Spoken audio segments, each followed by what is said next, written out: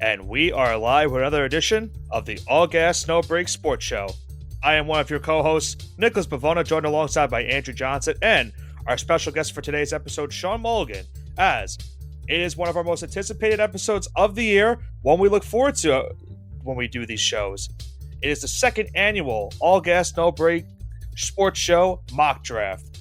Last year was certainly an up and down pick situation for us when deciding when these picks were going down for these teams. But let's see if we can make change our amends for this year's draft. We're doing a little bit a different format from last year as well in terms of our draft order today here. But as we all know, the NFL draft is a very unpredictable draft, and I would tend to think that this upcoming draft on Thursday might be the most unpredictable draft we've had yet to date. After number one, who knows what the rest of the draft could lead towards to, but we'll see what happens. But as I mentioned, Sean, welcome back to the show. Another reoccurring episode for you here, and one I know you're looking forward to, as you quote yourself to be the Mel Kiper of our show. Yes, I am. As always, guys, it's great to be here. And yeah, this is, I mean, since probably, I'm not going to lie, since about probably 1994 when the infamous Who's Mel Kiper Anyway, I have been sucked into the NFL draft. I love it. I have no other words for it. Yeah, just recently he died. That's rough go. Rough go. But I love this time. I can't get enough of it. Yeah, Sean, we're happy to have you back, and we're looking forward to the analysis that you're going to bring to the table. Yes, I've been waiting for this for weeks. Oh, I know. We know. But listen, as any fans of any team that unfortunately doesn't make the playoffs, this is kind of your Super Bowl and trying to figure out if your team can make that next step to getting back into the playoffs and maybe getting down the line to competing for a Super Bowl championship. And for Thursday, we'll have to see how it all unfolds. A lot of quarterback play is to be mentioned of. There's a lot of great wide receivers in this draft class as well. Some good offensive tackles, some good edge rushers. It's a very well, overall good depth class that we have coming for this 2024 NFL draft. And we will try to see if we can make the correct picks. Now, obviously, a couple of things to note when we do this mock draft. We know trades are going to happen in this draft in the first round, especially. We will bring that up if this, as the picks go along, if this could be a certain trade down or trade up scenario for any teams going on in this draft as well. But we have all been assigned our teams in terms of being the GM for those teams. And when we make our picks, we will be addressing not only the team needs that these teams need for the NFL draft, but also what they've done in free agency, because they've addressed certain needs that they've already had before going into this offseason. And now they go into this NFL draft trying to figure out those final pieces before going into training camp. So a lot to be entailed for this NFL draft, and obviously what we'll be doing for our mock draft here tonight. But the order that we have for this mock draft tonight is our guest host, Sean Mulligan, will be picking number 1. I'll be picking number 2, and Andrew Johnson will be picking number 3. That will be a recurring order for the draft. So, for example, Sean will have picks 1, 4, and 7, or is it 8? I'm doing my math. No, it's 7. It's 7. I was right. Yeah, Okay. So, 7. For example, Sean will have 1, 4, and 7. I will have 2, 5, and 8. Johnson will have 3, 6, and 9. And then that will keep going on as the draft goes. So Johnson, unfortunately, gets the short end of the stick. He'll miss out on 1 pick. I think he has 9 for this draft. Sean and I will have 10 for this draft. Unbelievable. I'm getting the short end of the stick. However, though, yeah, but you get your favorite team. You do get your favorite team, and you could really ruin Sean and I's night by making the pick at number 6 with the Giants. It was like it was designed by God for this to happen. Yeah, no, I was kind of hoping you would get pick number 2. Because now you've really forced my hand, because if I don't help you at number 2, because I have the Washington Commanders, if I don't help you with the Patriots at 3, then you realistically could screw the Giants at number 6. So this could go a long way, and this could be a really toxic environment here tonight for this mock draft. I'm not going to lie. Johnson not only could screw the Giants, but he could screw the Cardinals and the Chargers too. Yeah, he very much well could, because if he could screw up the entire draft. If I don't make the correct pick at 2, then he very well could just make a pick out of pity and out of spite. So yes, we'll see. And I think he will. Oh, I've never done anything out of spite in my life. How dare you? Oh yeah, we wouldn't want to assume anything here on the show. That's goes without saying. So Be that as it may, we'll get into and we'll start our mock draft, the second annual mock draft of our show. And as I mentioned, Sean, you have the first overall pick in the draft, and that pick belongs to the Chicago Bears via that trade last year with the Carolina Panthers when they moved up to get Bryce Young. So, Sean, why don't you address what the Bears have done this offseason so far and what they will need going into this draft, and overall, who you think they'll take at number one? Of who they added, obviously DeAndre Swift and Keenan Allen kind of stick up to the top. So maybe if they hadn't traded Justin Fields, I would say they would have been in prime real estate here to trade out. I mean, I wouldn't trade past, if I was them in that scenario, I wouldn't have traded much past the Chargers, maybe the Giants, but that's for later. But I wouldn't, if I was them in that scenario, if they still had Justin Fields, I wouldn't have traded much past number 5, because then you're really kind of getting out of all of the top guys. But as it is standing, they did trade Justin Fields, which I don't really know if I'm surprised about. I don't remember how I felt when I heard the news on that he got traded, but I mean, that to me is the biggest loss of everybody that they lost. I mean, these other guys, Equinemius, St. Brown, Cody Whitehair, Eddie Jackson, Darnell Mooney, those guys are easily replaceable. Okay. So to start the draft with the first pick, the Bears, I see them. They there's really no other pick. They got to take Caleb Williams. I think we would all tend to agree that it's been kind of setting like the writings in the wall that this is most likely is going to be Caleb Williams with the first overall pick. Now Johnson and I will be making our evaluations as well and saying who we would potentially have picked if we don't agree with the pick. But I think Johnson, you and I both agree Caleb Williams probably is going to be number one. Yeah, I mean, this is the worst kept secret since Cody Rhodes' return at WrestleMania 38. Everyone knew this was going to happen, especially when they traded away Justin Fields. They have to take a quarterback, and Fields is allegedly the best quarterback in the draft. Caleb Williams, yeah. Yeah, I'm sorry. I know. Yeah, Caleb Williams is allegedly the best quarterback in the draft. I don't think so. I think there's another quarterback here that's a little bit better, but I guess we'll have to wait and see. I know exactly what quarterback you're thinking of. I'm not going to spoil who it is yet. Although I have said, like I said last year, with the edge rusher that Houston picked up, I forgot. I did say that yes, Will Anderson. I did say last year Will Anderson was the best player in the draft. Same thing this year. I'll say Marvin Harrison Jr. to me is the best player in this draft, regardless of what anybody says. So, I mean, to double back with not trading Justin Fields, that's a scenario I could have seen them go down if they didn't trade Justin Fields. If they stayed there with Justin Fields, there's a compelling case to draft Marvin Harrison Jr. the same way there is to trade back and maybe get him later. But be that as it may. Well, keep in mind the Bears do have a second first-round pick in this draft as well in the top 10, and Johnson will be making that second first-round pick for them later on in this draft. So yes. We'll see what he does with the 9th overall pick. Now, going to the second overall pick, that is the Washington Commanders, and they've had an interesting offseason. Obviously, a new head coach in Dan Quinn. Their biggest team needs going into this draft, obviously, a quarterback.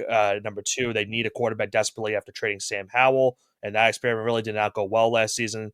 They also need offensive tackle, defensive end, corner, and wide receiver. You look at what they've done in the offseason, they've added guys like Dorrance Armstrong, Frankie Louvu, Tyler Biadasz, Austin Eckler, Bobby Wagner, Jeremy Chin to note. So some guys on the defensive side, especially for Dan Quinn, who's coming over as the defensive coordinator from the Cowboys, bringing some Cowboys over to help fix some of the biggest needs that the Commanders have needed it. And also getting Austin Eckler, a veteran running back, for a running back group that hasn't had the greatest success with Brian Robinson and Antonio Gibson these last couple of years, just really has not worked overall. They lost guys like Curtis Samuel, Kendall Fuller. Antonio Gibson also was lost in the offseason. As I mentioned, Sam Howell was traded to the Seattle Seahawks. So this is kind of another unkept secret that Washington is going to go quarterback with the number 2 overall pick. There were some rumors maybe they would trade this pick to go down in the draft, but it seems that they are intent now to keep this pick and go quarterback at number 2. Now, this is where I mentioned earlier where this could be the turning point for a lot of teams in this draft, because it's either going to be Drake May or Jaden Daniels that goes with the second overall pick. Now, you can ask anyone. People most likely will say that Drake May is the second best quarterback after Caleb Williams in this draft. But people also will say that Jaden Daniels fits the system of new offensive coordinator Cliff Kingsbury. So it's really tough to decide who would they go with number 2 overall. If I had to pick as a gut feeling as a GM for Washington, and that really stings to say considering I am a Giants fan, if I had to pick right now or at the end of the day who goes number 2, I'm going to go with Drake May out of UNC. I think you need that quarterback that can fit that system. I know maybe Jaden Daniels maybe fits it a little bit better in terms of style of plays for Cliff Kingsbury, but this might be the guy that Dan Quinn likes the most. And at the end of the day, it all goes by the head coach's feeling. But I don't think they could go wrong either way. They went with Drake May or Jaden Daniels at the end of the day in this one. I'm gonna have to agree with you. I think Jaden Daniels is the better pick, but I think Washington will pick Drake May eventually at the end of the day. He kind of gives me Mitch Trubisky 2.0. Maybe they can be another Kirk Cousins type quarterback. I don't know. I feel like Jaden Daniels has the highest ceiling of anyone in this draft. And when you're drafting, you're looking for ceilings. You're not looking for floors. Right. If I was a GM, I would take Daniels here. I think that that's precisely what Washington is going to do. I think they're going to take Jaden Daniels. I don't. Okay. I mean, Drake may be nice. I personally don't like him. I'd stay away from him if I was a GM, but that's just me. But to me, like for all the reasons you said, Nick, I think he not only does he fit the system the best, like Andrew said, he's got the highest ceiling, and that's what you draft. Yeah, no. Listen, when I went down to it, the reason I'm picking May is I feel like the writing has been on the wall of also him being that second guy after Caleb Williams. And another wrinkle that added into my factor is that, you're looking at a team like New England that's more than you would think is also going to pick quarterback in this spot. Either way, for New England or Washington, they're going to get a new quarterback to, lead this new rebuild that they're currently going on. And I think either way, if you're a Patriot or Commander fan, you're going to get your pick of quarterback. And hopefully for the best, it goes down to, can that make your team better at the end of the day? And I just think when you look at Washington's team as a whole, you have guys like Terry McLaurin, Jahan Dotson. You already have your playmakers there.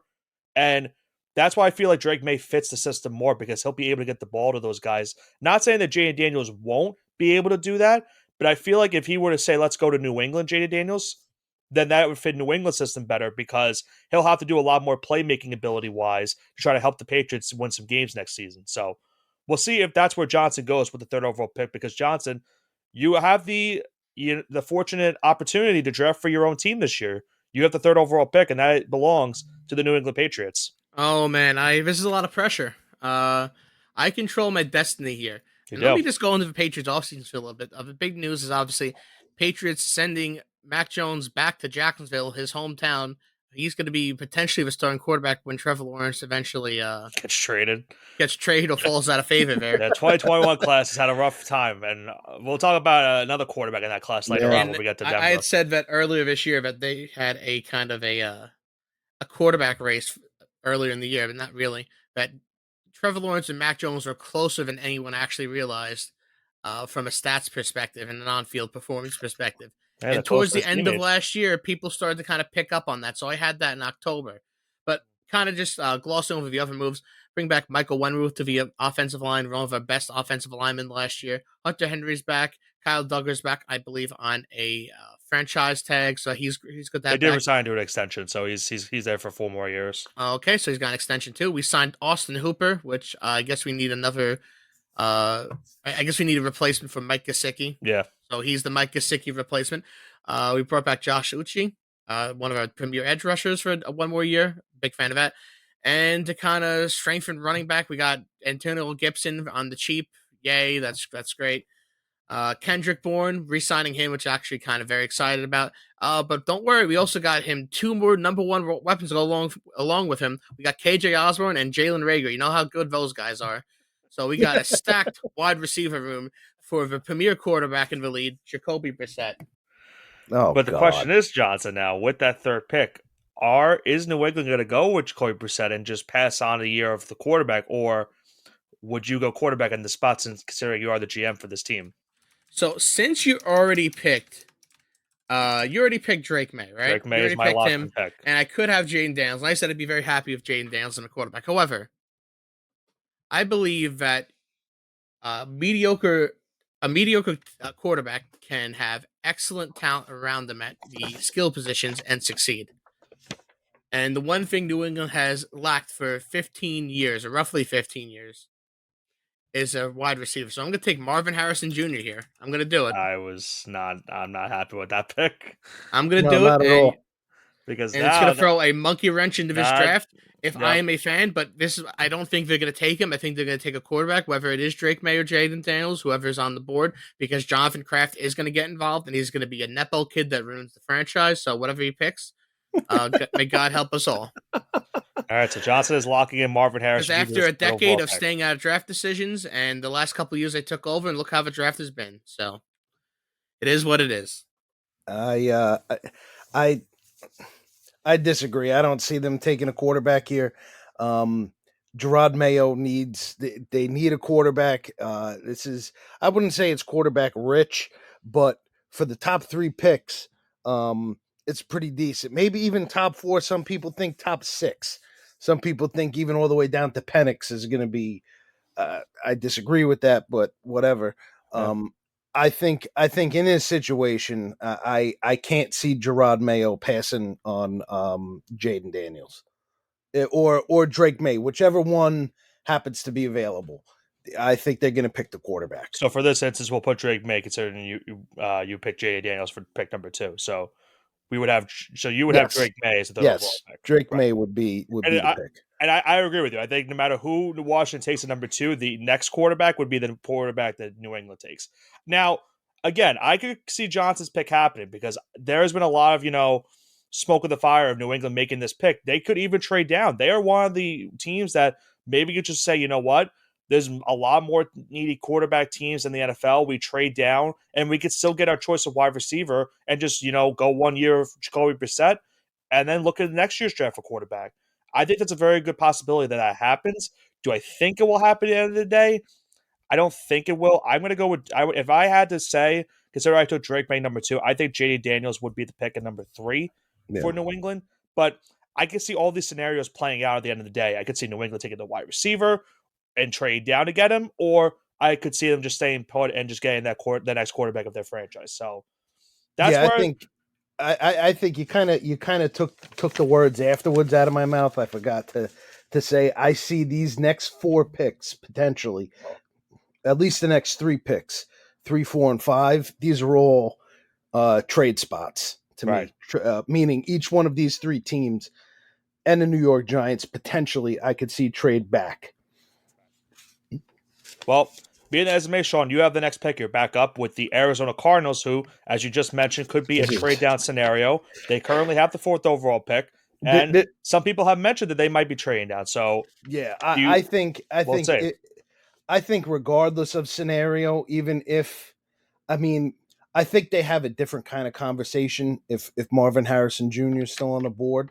Not to take away from Malik Neighbors or Roma Dunze.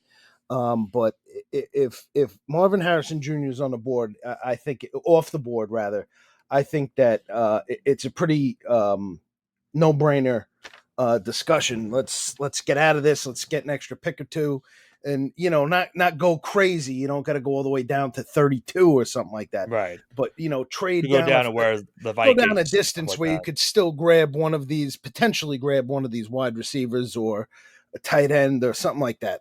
Right. But to go over basically what the Cardinals have done this offseason, if I could find the link now. I have a worst case scenario. I got it. So it's here it is. It's so it wasn't anything. Anything wild. It's uneventful offseason for them. Yeah, it was very uneventful. I think. Maybe I hate to say Desmond Ridder, maybe, or Sean Murphy Bunting. and they lost. I mean, the two biggest things is losing Rondale Moore. That was a big hit, and I mean Hollywood Brown, I guess maybe, but I'd be more upset losing Rondale Moore than Hollywood Brown. And he was in that trade for Desmond Ritter. Yeah, yes. That well, we'll get to Atlanta later. But yeah, so it was after their very uneventful offseason. I think they take Malik Neighbors. Okay. And Giant fans everywhere are kind of panicking now because 2 wide receivers have gone off the board. Yeah, I know. This is the scenario where I could see the Giants, you move up a draft pick. I mean, it's stupid, but trading up one spot just to make sure you get Roma Dunze, if that's who they really are targeting. Yeah. That's, but Johnson has the floor. You have the floor, whoever it is. Malik Neighbors, if he's not here, makes sense to me. That's where I'm gonna go as well. That just makes too much sense. At least in this scenario where Marvin Harrison is off the board. In that scenario, if Marvin Harrison's off the board, I agree they go Neighbors. If it pays out the way that I have the draft going, I think Marvin Harrison goes to Arizona. But again, they could very well trade down to a team like Minnesota, who we know is eventually going to move up in this draft at some point to try to grab a quarterback. And even a team like Vegas could be involved as well to try to get a quarterback as well. But I think for the intent purposes, I will go with Marvin Harrison. But if off the board, I agree. I think it would also be Malik Neighbors out of LSU going with the 4th overall pick. Now, going back to my pick, I have the 5th overall pick. That going to the Los Angeles Chargers. And they've had an interesting offseason as well. Another team with a new head coach, Jim Harbaugh, obviously coming off a national championship win with Michigan.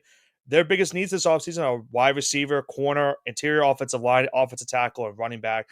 Now, you look at what they've done in the offseason. They've added J.K. Dobbins, Gus Edwards, and Will Dissly. So not really big additions they've had in this offseason. They've kind of added to the running back room, but with guys that have had injury concerns over their years with the Baltimore Ravens.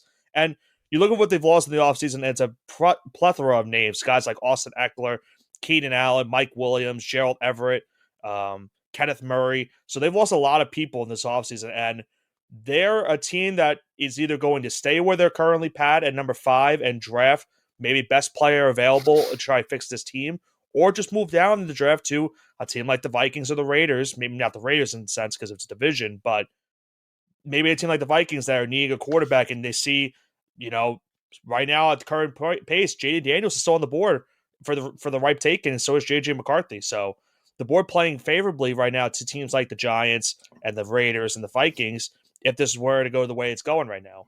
Yeah. Now, with this being said, since obviously we don't have trades being involved in our mock draft today, and I see now what we're doing so far with the first 4 picks, I don't think the Chargers necessarily go wide receiver with this 5th overall pick.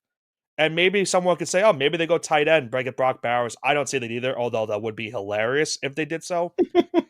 I think they have to help the offensive line because if they are going to succeed with Justin Herbert, and they'll probably grab a wide receiver in the 2nd round, they desperately need to fix that offensive line because after Rashawn Slater, it's a pretty much a bunch of nobodies on that O-line. So I will go with the best offensive lineman in this draft, and I'm going to go with Joe Alt out of Notre Dame to be the pick for the Chargers here to try to beef up that offensive line, help Justin Herbert at the end of the day.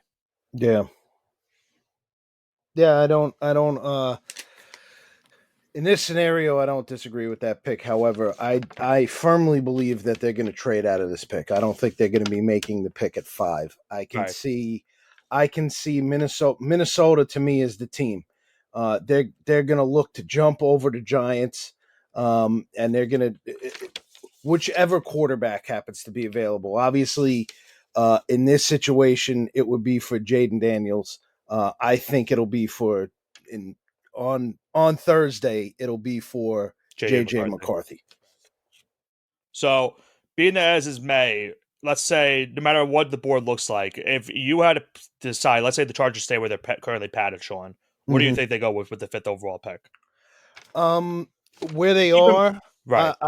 I agree. Joe Alt would be the pick if they stay there. Because keep in mind, you even if I know we're picking off the board right now, but you can Mhm. still make your current pick. Like for example, our last pick, I still took Marvin Harrison because I'm going off Right, of what I think could happen. right, But right.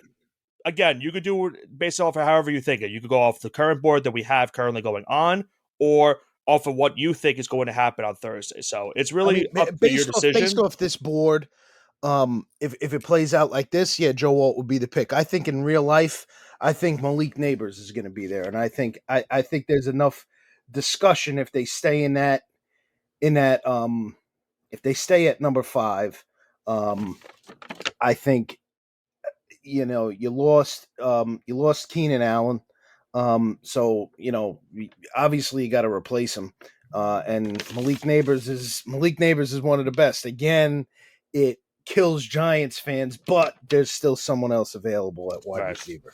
Now, Johnson, before we go into your selection with the Giants, again, you can do the same thing. You go off what the board's currently going at right now, or you could just decide what you think that they will end up doing. It could be a guy that's already been taken, and you could still pick them for this pick. Who do you think the Chargers would go with if It's they good. stay? I think it's Joe Alt. They need to protect their star quarterback in Justin Herbert. I know I realize they need some weapons around them. They still have Austin Eckler. They're hoping that their wide receiver room can improve in the second round because remember, there's going to be quality wide receivers in the second round that Right. we're really not going to go over right now. But I guess just to go into a little bit, you still probably can get Xavier Worthy out of Texas, so you can get Troy Franklin out of Oregon in the second round, Keon Coleman out of Florida State. So there's going to be plenty of talent in that second round, which I think the Chargers will dip into. So that's why they go get a solid offensive tackle in Joel right here. Okay. So now you control the destiny with the next pick. So far to recap, it's been Caleb Williams, Drake May, Marvin Harrison, Malik Neighbors, and Joe Alt.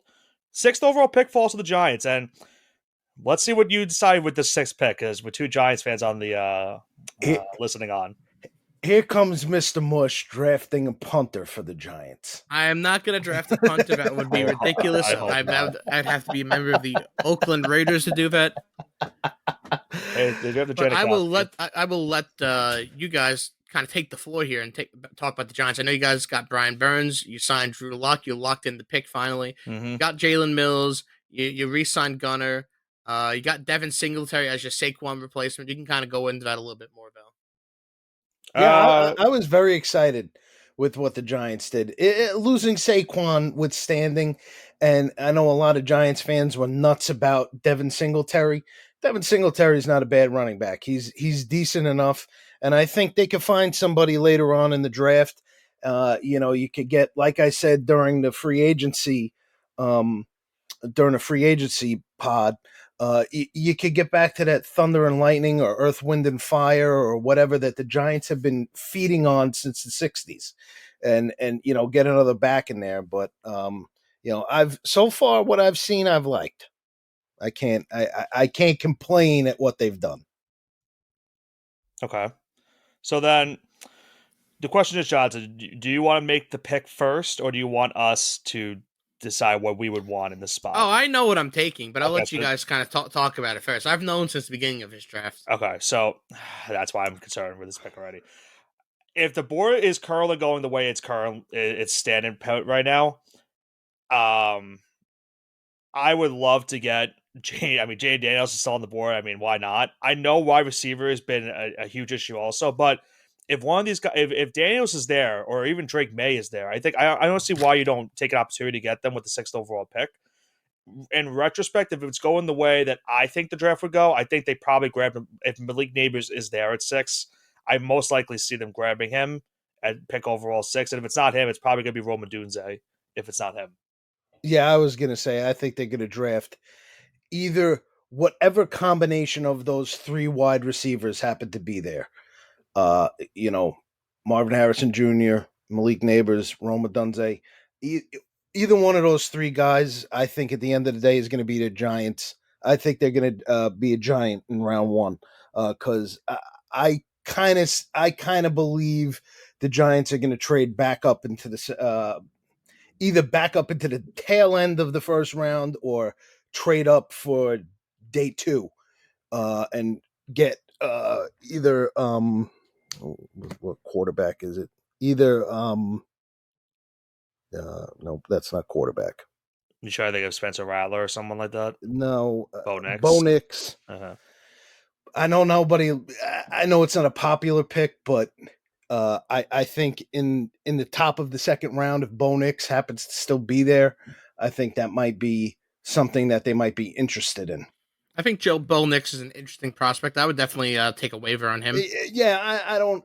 I know a lot. Again, I know a lot of people hate him. I know in our group chat, Brian and Grayson, they hate on the guy. I don't think he's that bad. He's someone who he bounced around 2 different colleges. He had multiple head coaches, multiple offensive coordinators. I think if he could come to New York and they got a guy that, again, he's not everybody's favorite, Daniel Jones, but they got someone there and they got someone he can learn after. And he's got 2. I think the offensive coordinator is pretty decent, and the head coach, I love the head coach. So, I mean, he's got someone who he can learn from. So, I mean, I don't want to say he has the highest ceiling in a draft, but there is a ceiling there that he can expand on from college. And again, like I said in the free agency pod, the teams getting away from just because you draft a quarterback in a certain place doesn't mean you have to start him day one. You can sit him and let him learn. All right, and I love that you said that because you're going to be sitting and let J.J. McCarthy learn under this offense. Come on. Now, in my universe, Drake May is still on the board. However, you guys took him earlier on, so I have to go based off they of. Still take McCarthy even with Daniels on the board? Well, he's out of there in my universe as well because wait, hold on. Daniels wasn't taken here, right?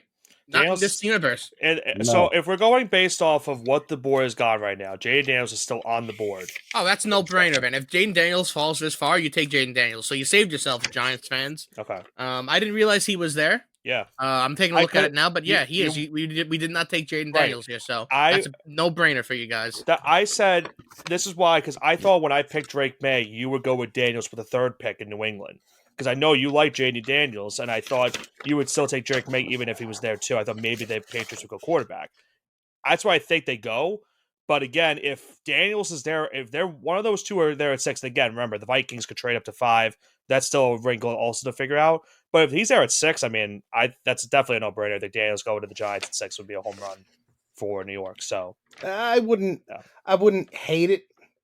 I would hate it. I would take it over McCarthy. 100%. Take it over McCarthy. No offense to this is not about my Michigan hate. No, it is full offense. I'll put this really isn't. This really isn't about my Michigan hate. I actually happen to like JJ McCarthy. I just don't like him at number 6. That's fair. Yeah, that's why you're getting Jaden Daniels at 6 instead. You saved your draft. Congrats, Giants fans. Yeah. Well, actually, we should be thanking you for taking Marvin Harrison at 3, because if not, then pretty much that scenario with JJ McCarthy would be that. In like I said, in Andrew Johnson's messed up world, this is what happens. Yeah. All right, Sean, you have the 7th pick with the Tennessee Titans. What do you think they go with this pick? So I think that the Tennessee Titans, they need to add. I mean, they've had I don't want to say a tremendously bad offseason, but all right. It's been okay. They added Tony Pollard, Calvin Ridley, Lloyd Cushenberry as highlights, but they lost Ryan Tannehill. They lost probably even bigger loss. They lost Derrick Henry, but they replaced him with Tony Pollard. So it's not a big loss, but Tony Pollard isn't Derrick Henry. But seeing how everything goes here, I think that. Personally, in my situation, I had Joe Alt falling to here, but obviously he's not. So I will go with. Let me just get this for 1 second here. There's a guy I'm thinking of. Good luck trying to enunciate his name because I'm not going to try. I could try to help. I think I know. Oh, geez. Is he from Penn State? Name. Yes. Olu Fashanu. Olu Fashanu. I think. I mean, you could go either way. You could go with him. You could go with Talise Fawaga. I guess that's how you say it. Yeah. Even J.C. Latham. All those offensive linemen, I think they're kind of interchangeable. But Yeah, but here I go with Olu. Olu from Penn State. Yeah, no, that's a no-brainer move. I think everyone would agree that he's the second best offensive lineman in the draft, only because Joel was such a standout at Notre Dame. Barely any in his 4 years. You could count on one hand the amount of false starts he had, the amount of times he was offsides. It's kind of you don't get that kind of discipline at the college level. So, Yeah, truly a remarkable prospect. That would probably be number one any other year. yeah, absolutely. Yeah, I agree. If Joe Alt's off the board, then Vashano is definitely the pick. It's going to be offensive line no matter what for the Titans because they need to help Will Levis, who now has another receiver in Calvin Ridley going into this upcoming season, and they have a two-headed monster running back in Pollard and Tajay Spears. So they'll have a good opportunity to do so. So we'll have to see what they do with that seventh overall pick. So Fashano goes to Tennessee. The next team up is the Atlanta Falcons, and they have a new identity with this Falcons team. It's, funny enough, this is the third straight team I've taken that has a new head coach going into this upcoming season. Raheem Morris, the new head coach of the Atlanta Falcons. And some of their biggest team needs going into this draft are defensive end, corner, defensive tackle, safety, and quarterback. Now, they did add Kirk Cousins to the offseason, so they realistically just need a backup in terms of getting that quarterback. That'll probably be later on in the draft. They also added Darnell Mooney, Rondale Moore to help that wide receiver core as well. You know, they already have guys like Drake London and Kyle Pitts. In this offseason, I wouldn't say they lost Desmond Ridder, but they got rid of him. I think that's addition by subtraction if you think about it for the Falcons. They lost guys like Calais Campbell, Matt Hennessy, one of their interior offensive linemen, Jonnu Smith, and Cordero Patterson for the offensive side of the ball. So you look at where the board's currently going at. The Falcons, the last couple of years we've seen, they've been going offense. But that was with Arthur Smith as the head coach. And I think now with a new identity, you have a guy like Raheem Morris that is a defensive-minded guy. I think this is finally where you see a defensive player go in this draft. And I think this is the perfect opportunity for Atlanta to go with a guy like Dallas Turner from Alabama. I think probably the best defensive pass rusher we have going into this upcoming draft class. It's a guy that, realistically, you look at it, the Falcons need desperately. They need to fix that defense. It's been a problem for them for years. And if they want to get opportunities for Kirk Cousins and company to maybe make the playoffs, I think it's a no-brainer. You have to go with Dallas Turner and try to fix that defense up. Yeah, I don't disagree with that. Yeah, no-brainer. I think that's kind of another pick we'll all kind of agree on here. Yeah. All right, then back to you, Johnson, with the Chicago Bears, their second first-round pick of this draft. So as we know, last year, the Houston Texans were the winners of the draft last year. They had an opportunity to win something just so outstanding last year, which we knew when they trade back up in that draft. Everyone on draft night knew they won that draft. Right. Yeah. And now going forward, the Bears have something remarkable. They could even do this without having to trade. They have 2 top 10 picks. They're going to get allegedly the best prospect in the draft. Remember, nothing in life is guaranteed besides death and taxes. So we don't know how he's going to pan out. But we kind of already recapped the Bears. I don't think we need to recap it again. Yeah, go right so ahead. I kind of just go straight into my pick here. I think if Rome Odunze is here, I think they have to take him. Yeah, I agree. I think that's a no-brainer. Absolutely. That's just a no-brainer right here. I mean, getting the third or fourth best wide receiver on the board. Receiver. Yeah, 100%. To pair with the top quarterback. You have a generational duo for the next 10 years, potentially. Yeah, him, DJ. That's a no-brainer. You have him, DJ Moore, Keenan Allen. I mean, that's a trio right there. Yeah, he could be your slot guy. Right. Coming out for the time being. Right. He can develop into being that top guy. Right. So I think that's a no-brainer. I agree. I think we all agree that Dunze, if he's there at number 9 for Chicago, is the pick for the Bears. So let's go to pick number 10. That is the New York Jets. And funny enough, Sean, you have the New York Jets, a team that I know you do not like. So I don't hate the Jets per se. I hate their fans. Okay. It might be how I don't know how most Yankee fans perceive Mets fans because I'm a Mets fan. But I know there's for whatever reason there's a lot of hate from the Yankees to the Mets, and I'm kind of on that with the Jets because they're just douchey. I don't really have a problem with the franchise. I would if I was a fan because I think they run like an absolute circus, but be that as it may, Oh, you're the GM. You got to fix that circus. be that as it may, I don't think they lost anybody of noteworthy. I mean, they traded Zach Wilson today basically for a bag of balls. That's great. Mekhi Becton and Laken Tomlinson have been just, they're just injury prone. But the guys they added, Teron Smith, Hassan Reddick, Tyrod Taylor, they went on a tear adding guys, and not all these guys were added the first day, which, if I was a Jets fan, I'd have been pissed seeing them sit on their hands as the Giants are doing this, the Patriots are doing that, this team's doing this team's, and it was almost like Joe Douglas was sleeping for the first 3 days of free agency. Yeah. But in this scenario, and I think in not only how our board has played out, but I think in real life, I think the pick here, and I think that if I personally was Joe Douglas, I'd sit there and try to play coy and maybe try to be a little cute and see if Denver is willing to trade over Minnesota for J.J. McCarthy. You could always put that out there, but I would, if I was them, I would stay and take Brock Bowers, tight end from Georgia. Okay. Johnson, what do you think with that pick? Well, he stole my pick. Oh, so you're also going Brock Bowers. Were you going Brock Bowers too? I was also going Brock Bowers. I think it's the second straight pick. We're going to all agree with that. Yeah. No. I mean, I was going Brock Bowers when I thought he was going to go to the Broncos. Oh, no. Oh, I see what you're saying. Okay. Yeah. No. I think they need I think they need the offensive tackle, Tylisa. Fuaga? Yeah, I think that would be the pick here. They need to protect that quarterback, clearly. Well, they did address the offensive line in the offseason, but they're guys that are still not, healthy enough that maybe they have to add another offensive lineman to make sure that it's intact after what Rodgers had at last season. So you would go with Fuaga. I agree with Sean. I think Brock Bowers, if there at 10, why not? Just add another weapon to that core, considering the top 3 wide receivers are off the board now.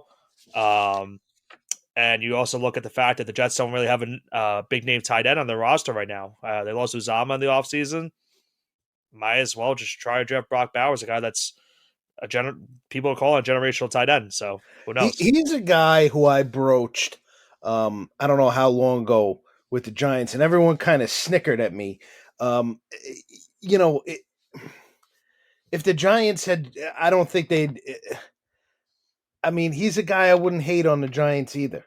Yeah, not in the first round, though. Nope. I'm just saying I wouldn't. I know. If he was the pick, I wouldn't. If he was the pick at 6, I don't want you would not be happy. I wouldn't be happy. But if they traded down somewhere and he somehow fell to them, I wouldn't hate it. Yeah. It's obviously not the guy I'd want for the Giants, but if I'm a Jets fan, I'd be happy. Although a lot of Jets fans are probably, in this scenario, cringing because all they're seeing is Kyle Brady 2.0. Oh, that's a name that I do not want the Jets fans want to hear. We'll see. Let's see what they do at pick number 10. Now, going to pick 11, and the way this board's gone for the Vikings, I think it's a no-brainer what I'm going to do with this upcoming pick. But I'll quickly recap what the Vikings offseason has been. Obviously, the biggest needs going into the draft: quarterback, interior offensive line, edge, wide receiver, defensive tackle. In this offseason, they've added Sam Darnold to be the bridge quarterback for now after they lost Kirk Cousins. They added Aaron Jones as their running back, Andrew Van Ginkel, Jonathan Grenard, and former University of Minnesota linebacker Blake Cashman. And as I mentioned, they lost Kirk Cousins, KJ Osborne, Marcus Davenport, and Danielle Hunter. But the way the board's gone, I think it's a no-brainer. They're going to go quarterback. We've already mentioned a bunch of times that they're more than likely going to trade up in the draft at some point to get McCarthy. And I think this is the perfect spot with him being there at 11. I think it's no doubt brainer that Minnesota grabs their quarterback of the future, and that being J.J. McCarthy out of Michigan. Yeah, I kind of agree with that. Yeah, absolutely. 100%. I don't think anything really needs to be said here. All right, so then we'll go right to the next pick, that being the Denver Broncos, and that being your pick, Johnson. Well, Broncos country is no longer going to be riding with Russell Wilson. He is now a Pittsburgh Steeler. They got a Nuke Wilson now. So this is going to be interesting. Yeah, it's they got little Jordan Humphrey, right? Yeah. Is that the big news for the and Will Lutz? Is that the big news over there? I try to think of Broncos what the biggest thing they've done this offseason in terms of I guess getting rid of Russell Wilson, but they're paying like a bunch of money to get rid of him, so that's the only problem. Yeah, this team is going to be tanking. Yeah, and, they are tanking for next season. This is a tough pick. It's tough because do you go quarterback, the fifth quarterback in this draft? Because they could. I mean, do you take Penix here? Do you take Bo Nix? You could take a quarterback in the spot, but then again, they could just wait till next season and get a guy like maybe Shedeur Sanders and that draft class. So I don't think they're going to reach for a quarterback here. Because I had Brock Bowers going here. Because it kind of like, I mean, that made the most sense to me. Yeah. I think they're going to have to go with maybe J.C. Lapham out of Alabama. Okay. A little bit of a reach, but if there's one thing you do build during a rebuilding team first, it's the line. And I think he's probably one of the best ones left on the board. So I'm gonna go with J.C. Lapham out of Alabama. Okay. What do you think, Sean? Yeah, I don't hate that. Again, I think they could be one of those sneaky teams who could maybe trade up with somebody. Maybe you see them trade if the way our board works out and if they have the picks enough, I could see them flip it. I mean, you see, the Chargers won't do that. Yeah, but that's a spot I could see them. They would have to trade with Arizona or and in this scenario, if I'm the Cardinals, I don't hate trading down. That's a team you could always trade up to screw one of your division rivals. That's always a fun thing to do. Right. So you would go with just to clarify, I go the same. Yeah. J.C. Latham makes total sense here. Okay. I will go with Jared Verse, the defensive end, I believe, out of Florida State. Their defensive line is also pretty bad. But again, they also need offensive line help for their future quarterback. So, like Johnson said, they're going to next season. We all know this. The way their offseason's gone. The next pick now belongs back to Sean. He has the Las Vegas Raiders. What do you have going with this 13th overall pick? Well, this kind of works out really good for the Raiders. They where are they here? They had a big loss in Josh Jacobs. I guess you could say Jimmy G is a big loss, but who cares? Hey, easy there, pal. Who cares? He's been terrible the last couple of years. I liked Jimmy G coming out of college. He's done bupkis the last couple of years. In addition, that I really like was Gardner Minshew. I really wish the Giants would have signed him as our backup. Locke got the pick. I don't necessarily hate that either, but I would have liked Gardner Minshew a little bit more. And Christian Wilkins, that was another solid pick. Put him in there with that defensive line rather that they have going on. That's I think is one of the better defensive lines in football. But back to this draft here, seeing what they're doing, this is perfect. I'm running up to if I'm the GM, I'm running up to the counter with the card and Talise Fuaga. That's got to be the pick. Okay. Offensive tackle out of Oregon State. Yep. Okay. What do you have, Johnson? Well, I can't pick Talise Fuaga because I already picked him. Right. If no, I mean I have to pick something different here. Geez. Because it's gonna throw my Give me Jared Verse. You go Jared Verse? Yeah, I think he's the best player on the board here. Yeah, it could be a best player available situation for Vegas in the spot. I'll throw a wrench in the whole thing of things. I could see this being a quarterback spot because how realistically long can you go with Gardner Minshew as your quarterback? And yeah, it could be a bridge gap year for 1 year, but then again, there's a bunch of quarterbacks in this draft that you could make the case for going in this first round. I'm gonna throw the wrench, and I'm gonna say Michael Penix goes with this pick. I just feel I don't know what it is, but I feel like the Raiders are going to take a quarterback in this draft and really surprise people.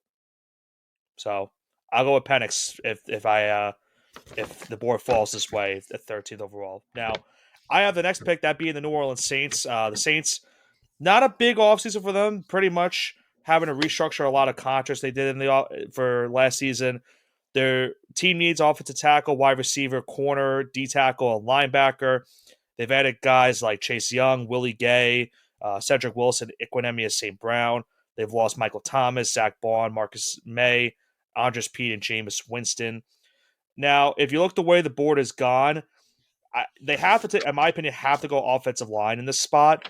I think because you look at their offensive line currently constructed, and it's just not really good at all. Now, the issue I have is that I looked at this being a perfect spot for a guy like J.C. Latham. And then I saw Fuaga just went. So now we look at this board where I'm going to have to look to see what's the next best player available for the Saints in terms of position-wise at offensive tackle for them to go with. So let me quickly double check because, like I said, it threw pretty much a wrench in what I was thinking of. If I had to go with the next best offensive tackle after that, I'd probably go Troy Fautanu out of Washington. Yep. So I agree. That's where I'm going to go with this pick. I'm going to go with Troy Fautanu. I think it's just one where the Saints have to help Derek Carr, and they need offensive line help. So that's what I'm going to go with. Yep, that's these teams need offensive linemen. There's a pluffer of him here, so that's my pick as well. Okay. Samoan linemen don't grow on trees. Yeah, I mean, in this scenario, yes. I had him for my pick and a couple of picks later, but I'll have to figure something else out. But yeah, I have to agree here. He's probably the next best on the board, although I don't really see him playing tackle in the league. He's a little too short, in my opinion. He's 6'4". Is that too short to play tackle? Yes. Give me a break. An offensive tackle should be give me a break. An offensive tackle should be 6'6" to 6'9". Oh, stop it! 6'9" playing basketball. Stop it! It doesn't matter. That's what your offensive tackle should be. Your offensive tackle needs to be big. Yeah, I see him playing more of a guard position. Oh, good. Give me a break. He fits a guard better than he does a tackle. But you think every player in the NFL is the size of Troy Brown? No, but if you look at it, Olu, whatever the hell his name is, okay, 6'6". Joe Alt, 6'9". Okay, where is he? J.C. Latham, 6'6". Amaris Mins, 6'8". Okay, Tyler Guyton, 6'8". Fuaga, 6'6". Yeah, I'm aware. I'm aware. You see a trend? All right, you have 5'10" quarterbacks like Russell Wilson out there. They just I don't agree with that either. I don't draft them either. They're immediately off my board if they're not over 6 feet. Oh, maybe, but except for Drew Brees. Drew Brees is the only exception to that because I saw something different from him when he was playing at Purdue. Okay. A very awkward silence. I love that. Yes. Johnson, you have the next pick, that being the Indianapolis Colts, as we're about to be at the halfway point.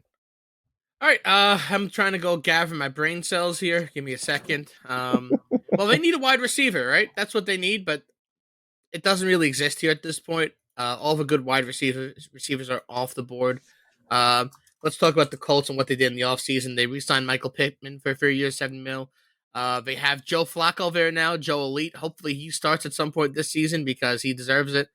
They brought back Zaire Franklin. They have Grover Stewart, both 3-year contracts north of $30 million. and they have Raekwon Davis for 2 years, 14 mil. I think that's really the big ones over there. Don't let me know if I missed anything. But with that being said, they need a defensive back too, don't they? Yeah, they could use some corner help. So I think they take that corner out of Toledo, Quinion Mitchell. I like Quinion Mitchell. So I think we're gonna get first DB off the board in Quinion Mitchell here. I would agree. If Quinion Mitchell is there, I think he's also the pick. Yeah, I don't disagree. That's a solid pick. You go Quinion Mitchell as well. Yeah. Okay. So then we'll go right back to you, Shaw, with the next pick. That being the Seattle Seahawks. That's pick 16. Yeah. So Seattle's had an interesting offseason. I wouldn't say again, kind of like what team was that?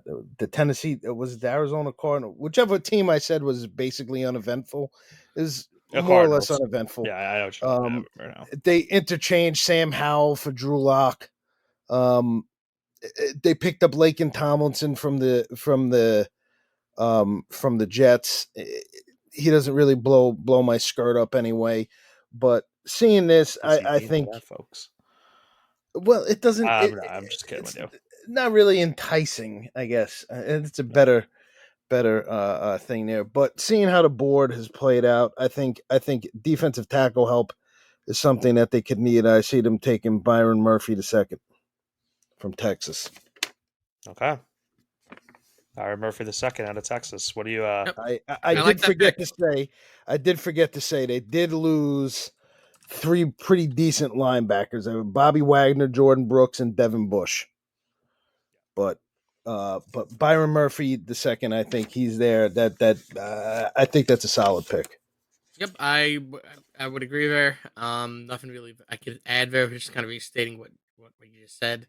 Maybe I would take offensive line because every team needs offensive line. That's like the default position here. But yeah, I would take Murphy. They need an edge rusher. I would.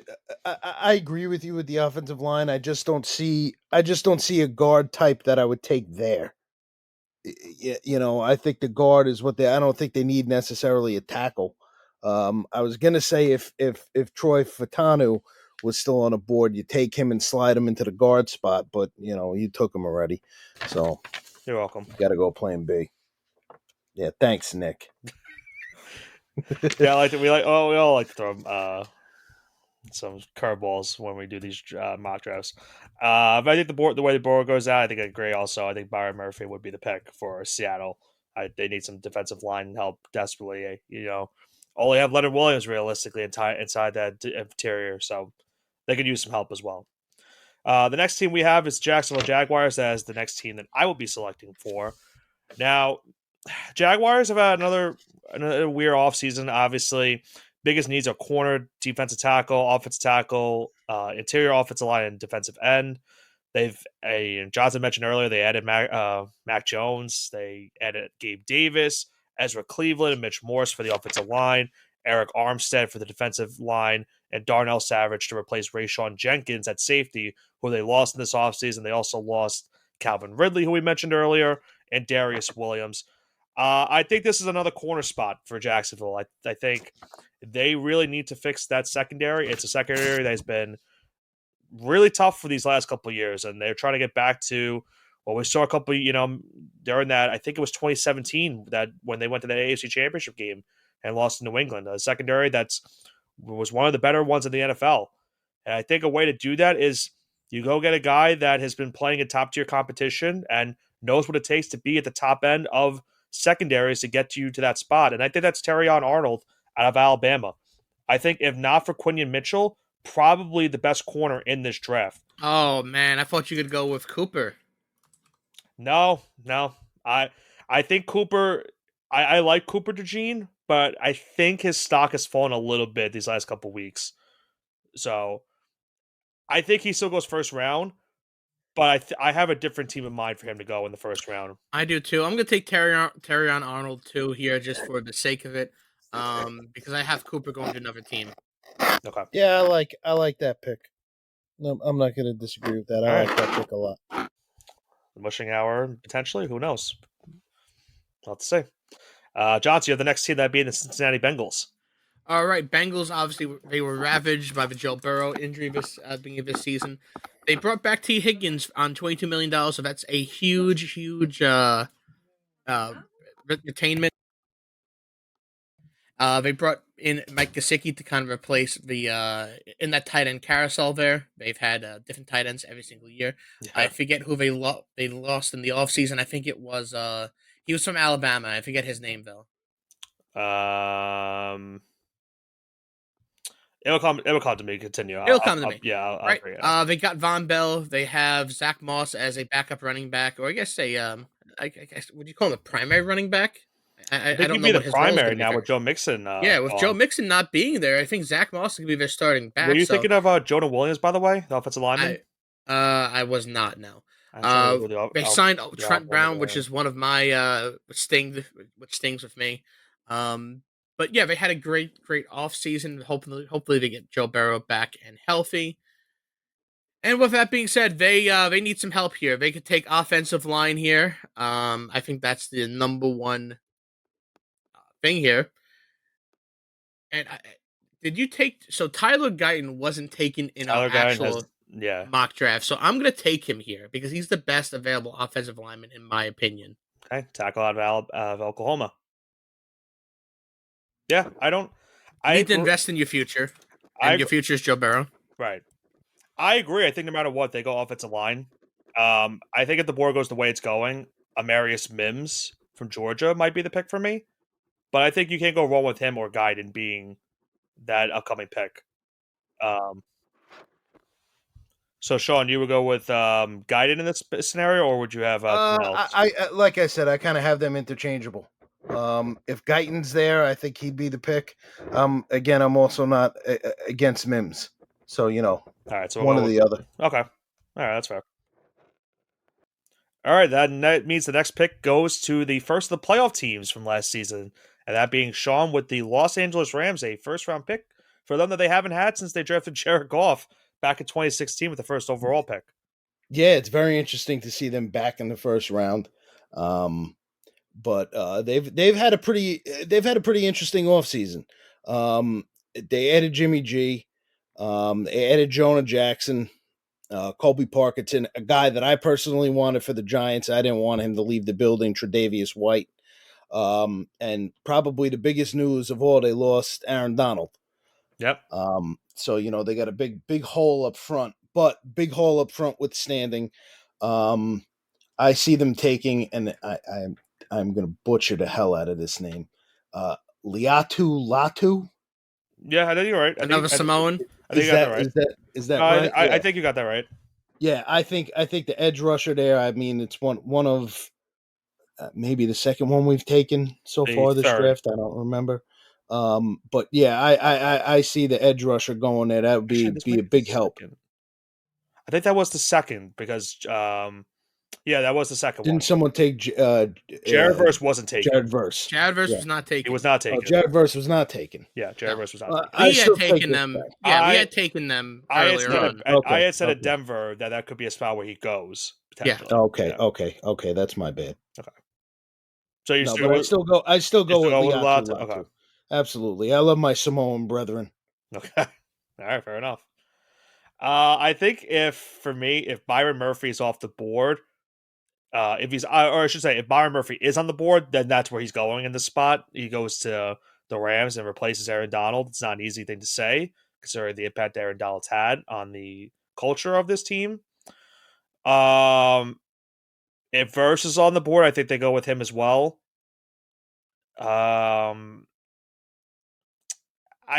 can make the case for three players. I think it's really Verse, Latu, or Byron Murphy. But with Murphy already off the board, then it's going to be Verse or Latu. So for this intent purposes, I'll go with Latu as well, considering I took Verse earlier on in the draft. Looks like it's a Latu sweep over here.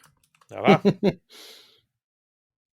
All right, then that means I'm back up with the Pittsburgh Steelers.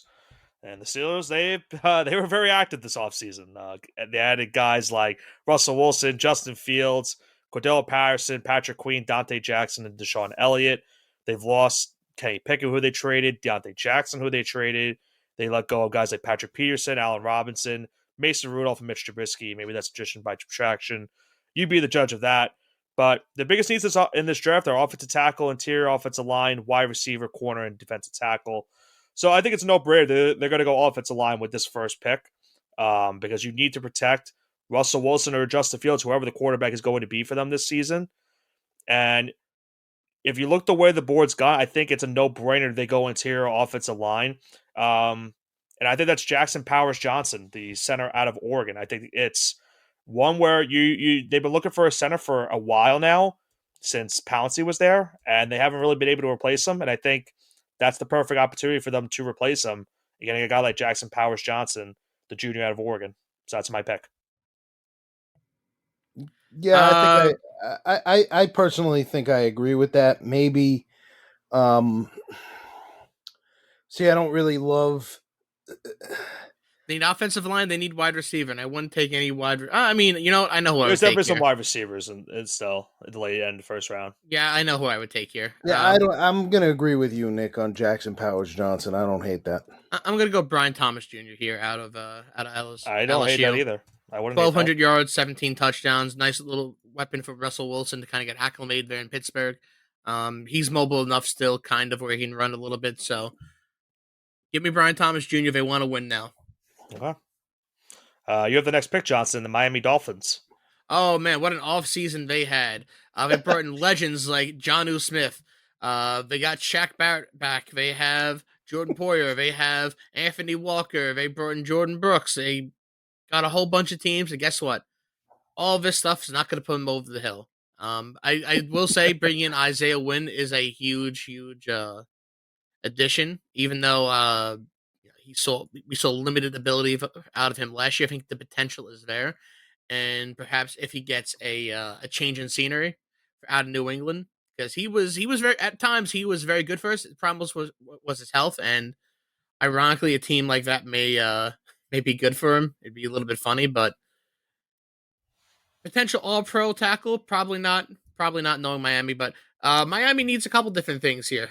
I would say their biggest need is offensive line or defensive line. And there's one guy I'm thinking of in particular still here. I mean, Jared Verse is still here, right? Jared Verse is still there, yeah. Yeah, so I'm gonna put Jared Verse here.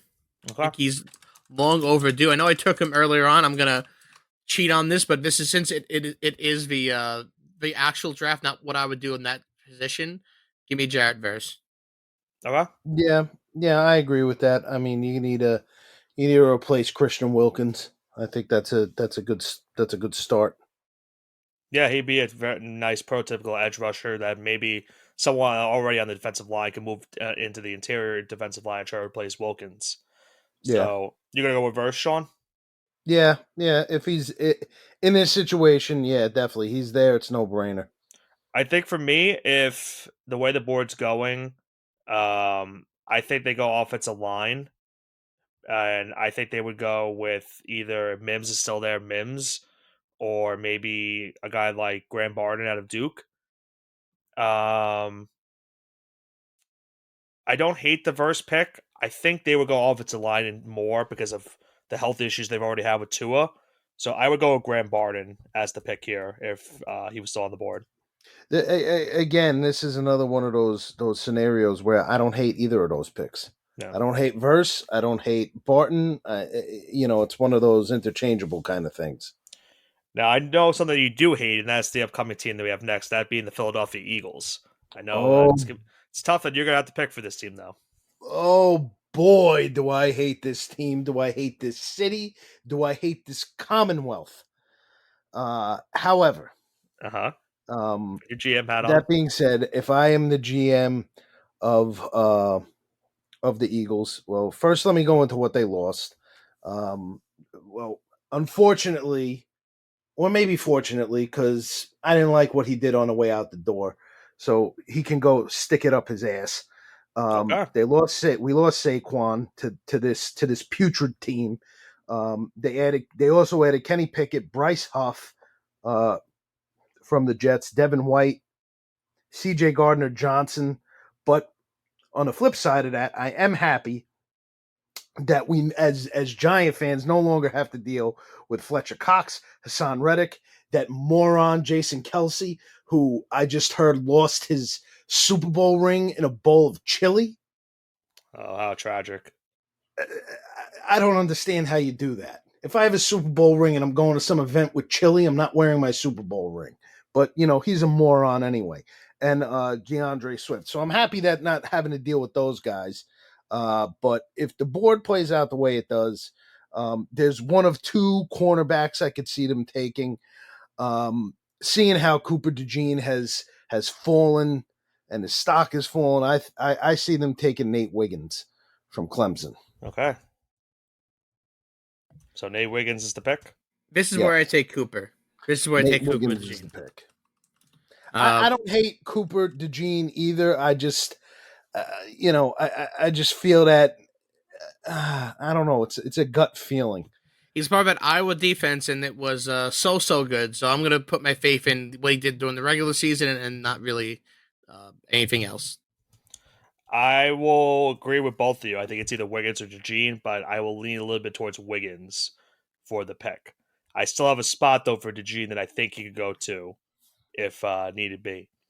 For the second time in the draft, I have the Minnesota Vikings. So, Viking fans, I have both of your picks. If you decide to keep them, you could very well trade both of them to move up in the draft. We already know that. Now, I've already addressed the team needs for Minnesota and what they have. So, we've already addressed one need, that being quarterback. I think if you look at what their next biggest need is, if I had to decide, I would say it's got to be either edge rusher or interior offensive line. Maybe a wide receiver. You could think about that because they did just lose KJ Osborne. And they don't really have a clear-cut, I would say, number 2 wide receiver. Actually, no, they have Jordan Addison. I shouldn't say that. They have 2 good receivers. So maybe they go offensive line with this pick and probably grab a wide receiver later on to be that slot receiver for them. If I had to decide what they do with the 23rd pick, if obviously they stay here, I think they go. I really want to say edge rusher, just because of losing Danielle Hunter is a massive blow for this team.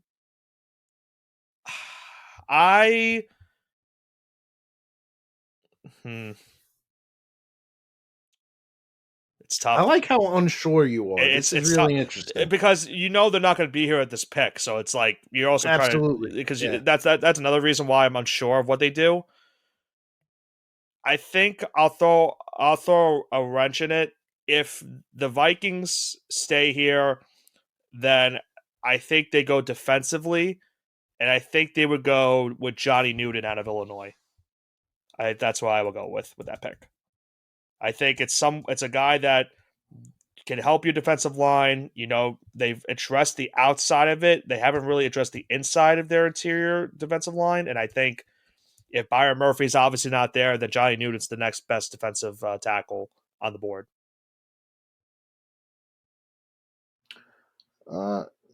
Yeah, I like that. I don't hate that. Johnson? See, I want to take Brian Thomas Jr. here because he fits, but I already took him earlier on. That's my dilemma here. Yeah, you can do whatever you want. I mean, listen, if he is still here, they could very well probably take him. However, just for the sake of kind of keeping consistent what I've had here, see, I don't know where to go here.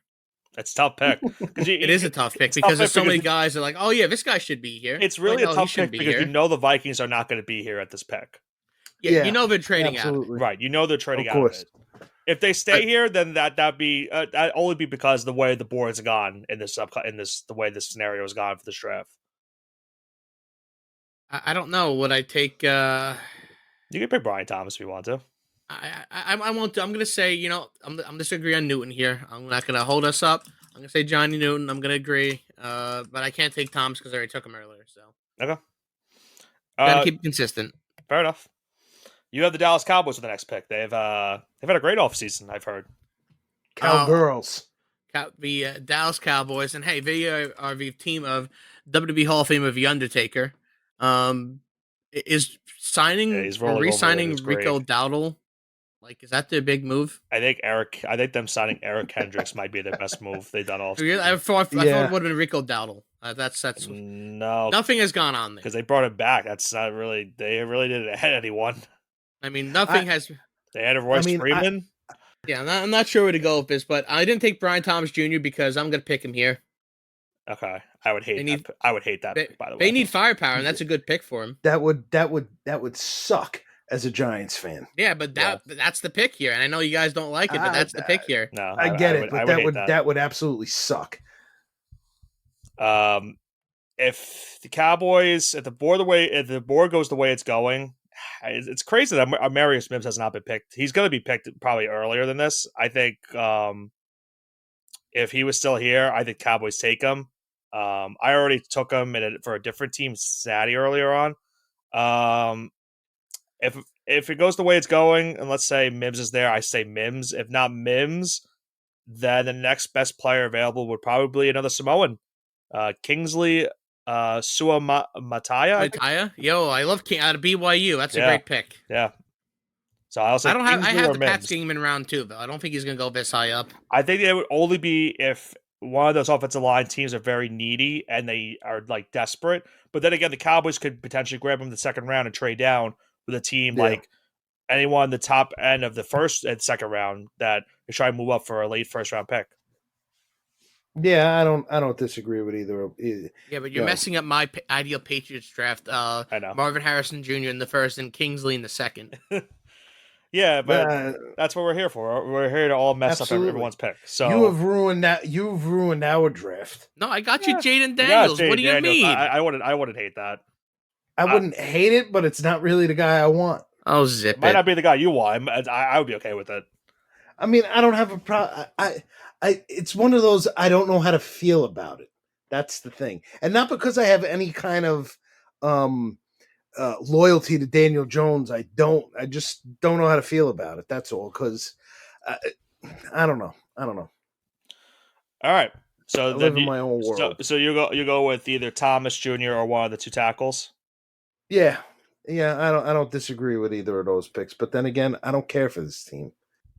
Let's just go to your next pick, and that'd be the Green Bay Packers. The Green Bay Packers. This is perfect. Since this offseason, they've lost. Let me say what they've added. They added Josh Jacobs. They added the X-Man from the New York Giants, and they re-signed A.J. Dillon. He was a guy I hope that they didn't re-sign. I wish the Giants would have re-signed him, but be that as it may. They added Josh Jacobs while losing Aaron Jones. David Bakhtiari, another big loss, another loss to the Giants. John Runyon Jr., I like that. But losing Bakhtiari was a big loss. And seeing how this board has played out, Amarius Mims goes to the Green Bay Packers. There he goes. Okay, so Amarius Mims finally going. I guarantee he will not be here. Although maybe I'll be wrong. I don't think he's going to be there. No, I think he'll go earlier. But again, I think he'll go earlier. But in this situation, we have to go off of what's been given to us. Yes, he's here. He's here. They take him, and they got their replacement for Bakhtiari. What do you have? You say Nate Johnson and Marius Mims? Yeah, that's my pick as well. He's not going to be here, but yeah, I think it's no brainer. If he's there, he's there. You take him. I will say for me, I picked him earlier to go to a different team. So if he isn't there, this is the spot for Cooper DeJean for me. I think he fits the Packers, and they need a corner for that secondary after Jair Alexander. I think that would be a perfect fit for Green Bay. They got Cooper DeJean to be the next corner for this team. Now, I have the next team being the Tampa Bay Buccaneers, and they had a very interesting offseason in terms of just bringing back players that were good for them last season. Baker Mayfield was resigned. Mike Evans they brought back after it was rumored maybe they wouldn't be able to bring him back. They signed Jordan Whitehead from the New York Jets. They also brought back Levante David. However, they did lose Ryan Jensen, their longtime center, to retirement. They lost Shaq Barrett, as Johnson mentioned earlier, to the Dolphins. Devin White went to the Eagles, and Carlton Davis was traded to the Detroit Lions. So you look at what Tampa Bay needs. They need defensive end, interior offensive line, a corner, a safety, and a linebacker. And you look at the way the board is gone, I think it's a no-brainer that they go defensive end in this pick. And I think they go Chop Robinson out of Penn State.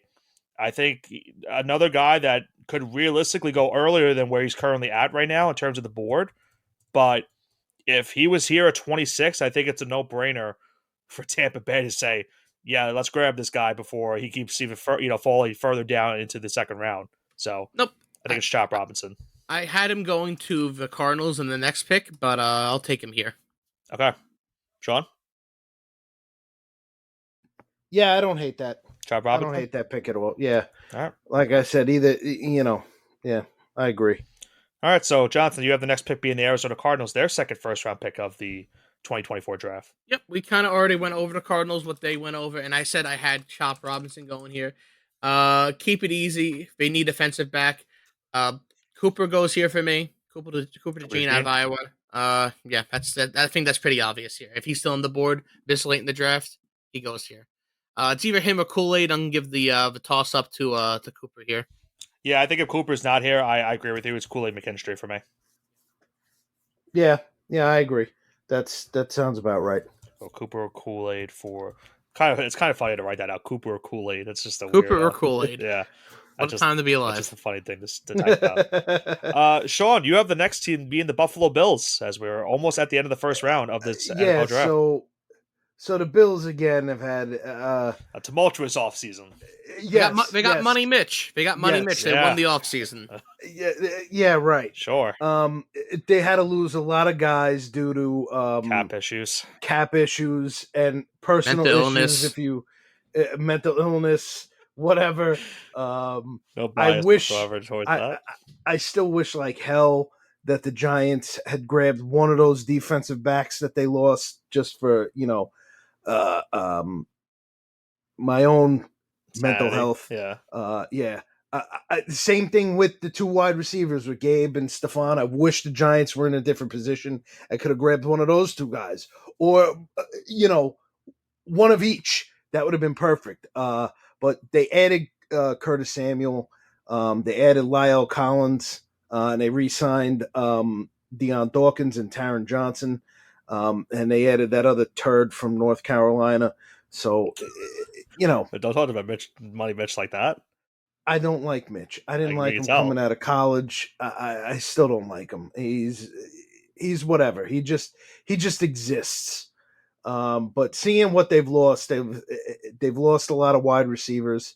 So I'm going to take Adonai Mitchell from Texas. Okay. They do need wide receivers, so I could see that very much well happening. What do you think, Johnson?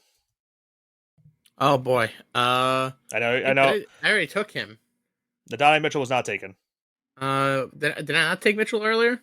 I don't think I did. No, you so did I think Adonai Mitchell here works for me too. So I remember what happened. I remember when it was, I believe the Steelers. You said Brian Thomas or Mitchell for the spot. Yeah. So I'm gonna take Mitchell here.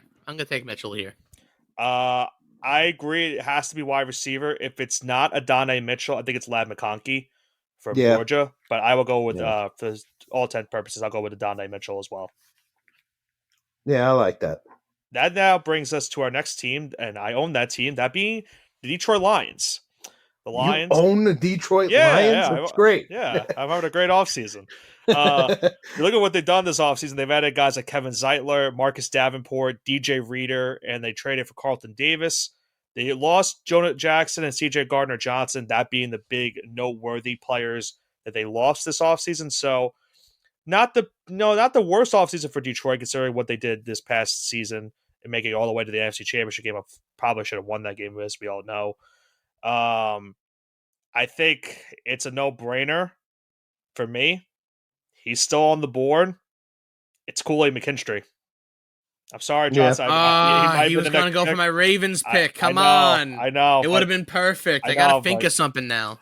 It's just, if he's there for Detroit, they have no. He fits that culture so well. How could you do this to me? He fits the culture in Detroit as well. No. Detroit is a culture of shams and frauds. I say if it's not Kool-Aid, then I don't even know who you take at this point.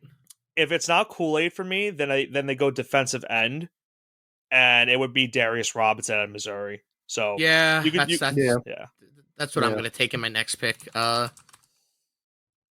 kind of it is Robinson the last pick. I was gonna take Kool-Aid. He's unfortunately not there. So I guess spoiler alert, I'm taking Darius Robinson with this pick. I guess to kind of go into the Ravens offseason a little bit. They got Tyrod there now.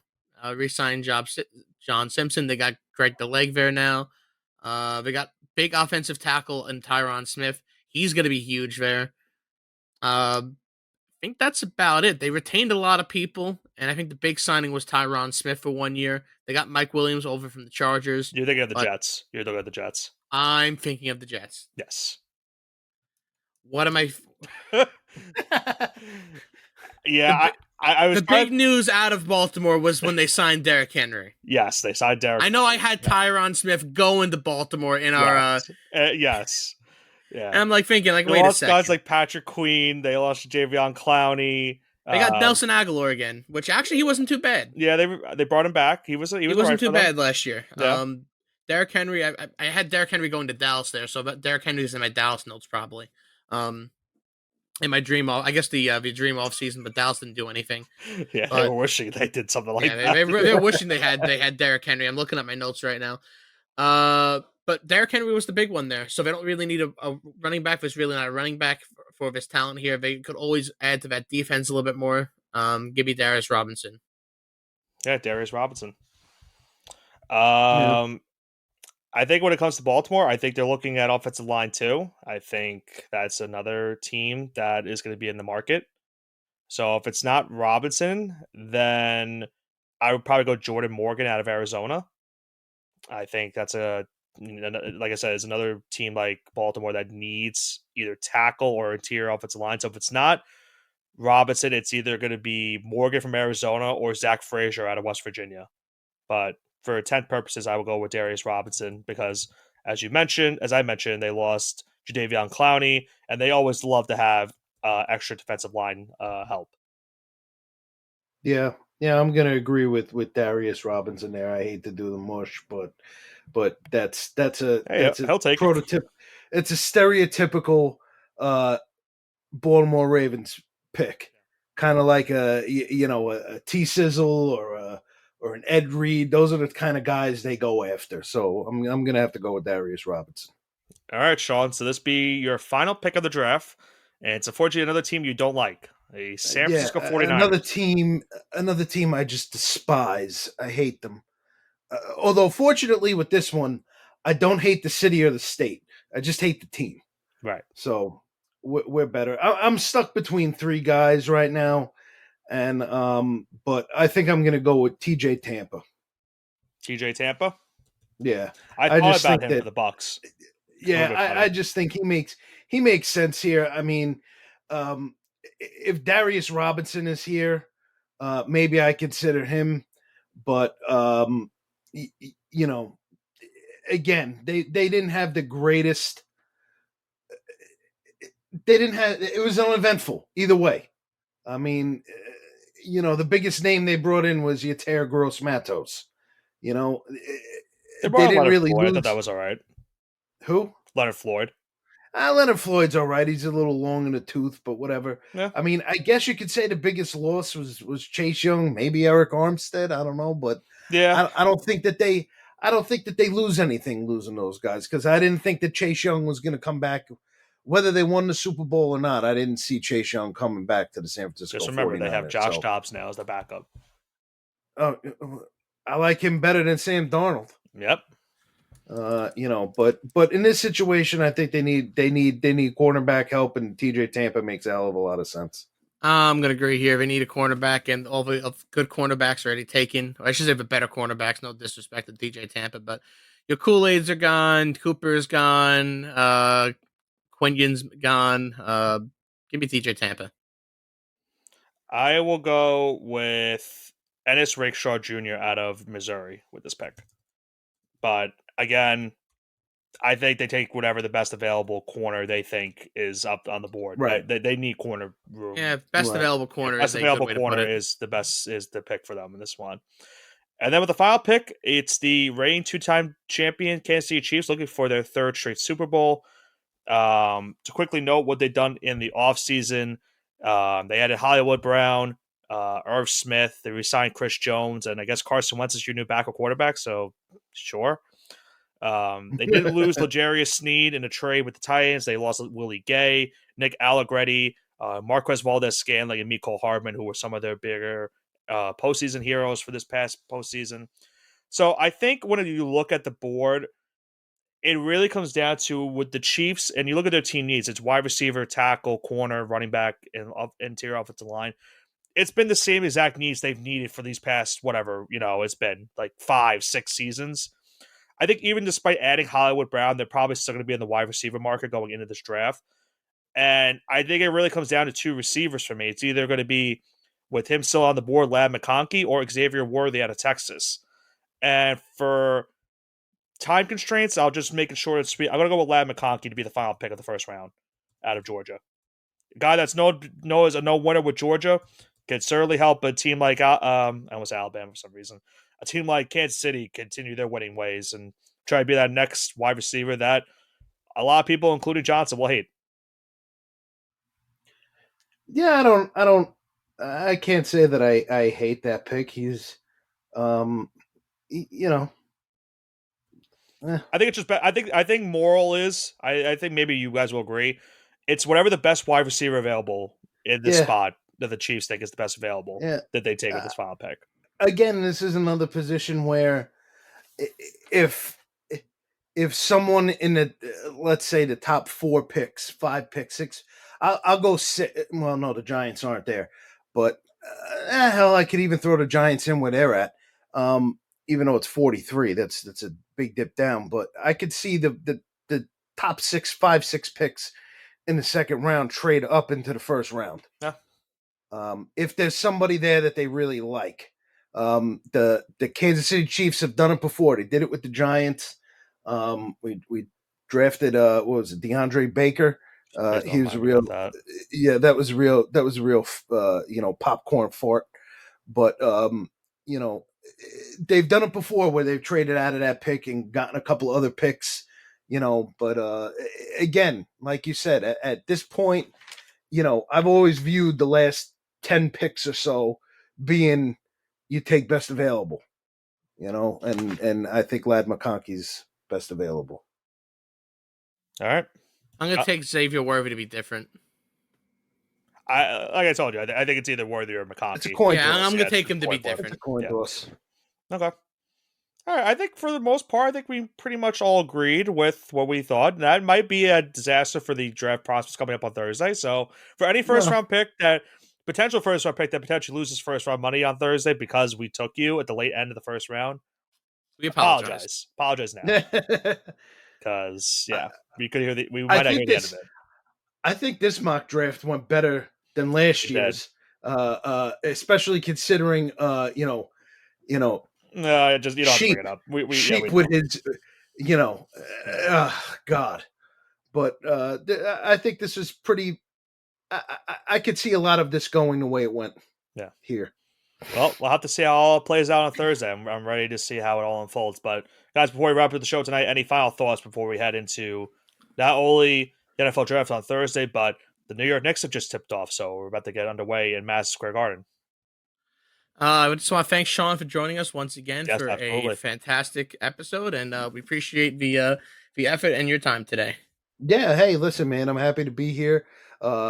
Thankfully, I sound a little better than the last time. I was dealing with COVID the last time, so I feel like I sound a little better on the pod. Maybe I didn't sound so bad the last time. I don't know. No, but I'm always happy to be here. I love being with you guys. I love talking football or whatever. It's always a good time. Yeah, and we'll definitely be here to recap the draft itself next week here on the show. And hopefully, for our sake, we're in a better mood, Johnson, because like I mentioned, the Knicks are currently going underway in their series with the Sixers, and I was in Madison Square Garden last night for the Rangers game 1 against the Capitals. So hopefully, I'm in a good mood next week when we recap the NFL draft overall. So it's amazing to me that we've come 30 years. I remember when you guys don't, but I remember when the Rangers and the Knicks were in the same position in '94. Hopefully during the weekend there's no There's no O.J. Simpson chase in Los Angeles. That was a real pain in the butt. And what really irked me as a child was they made the game the small picture and the thing, and they put the chase this big screen, and I want to watch the game. The game's this little triangle or square in the bottom. You couldn't barely see it. It was a real pain in the butt. But this is really exciting as a New York sports fan. Yeah, it's definitely a fun and exciting time for any New York sports fan. Hopefully, we're saying the same, Sean, on Thursday with the NFL draft, because we know how that could turn out to be. I can't wait. I cannot wait either, whether that be good anticipation or bad anticipation, but we'll see. But regardless, that is going to do it for this week's edition of the All Gas No Break Sports Show. Our second annual mock draft has been completed. How many of these picks will we get right? I guarantee you we only will get one, and that will be the pick number one. So we'll see how it all falls next week when we recap the show and recap the NFL draft as well. As Thursday, this upcoming week, we have the NFL draft round number 1, Friday round 2 and 3, and then Saturday will ultimately be the conclusion of this year's 2024 NFL draft. It should be a fun one to watch this upcoming weekend. This has been Nicholas Pavona, joined alongside by Andrew Johnson and our special guest host this week, Sean Mulligan, with the All Gas No Break Sports Show. Have a great rest of your week. Go Knicks and go Rangers.